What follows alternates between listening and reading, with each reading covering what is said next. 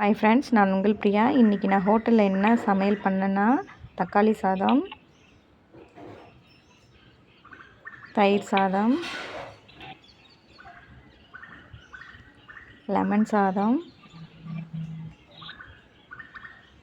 புளி சாதம், white rice, மீன் குழம்பு, சிக்கன் குழம்பு, ரசம், மோர், அப்பளம். இது எதுக்காக பண்ணினேன்னு பார்த்தீங்கன்னா, ஹோட்டலில் தண்ணி கிடையாது.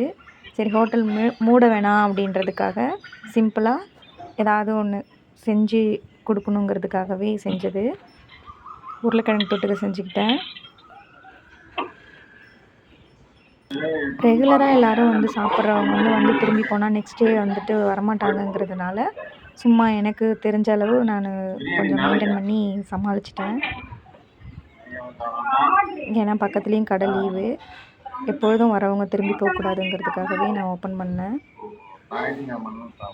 இந்த வீடியோ பிடிச்சிருந்துச்சுன்னா லைக் பண்ணுங்கள், ஷேர் பண்ணுங்கள், சப்ஸ்கிரைப் பண்ணுங்கள். Thank you friends.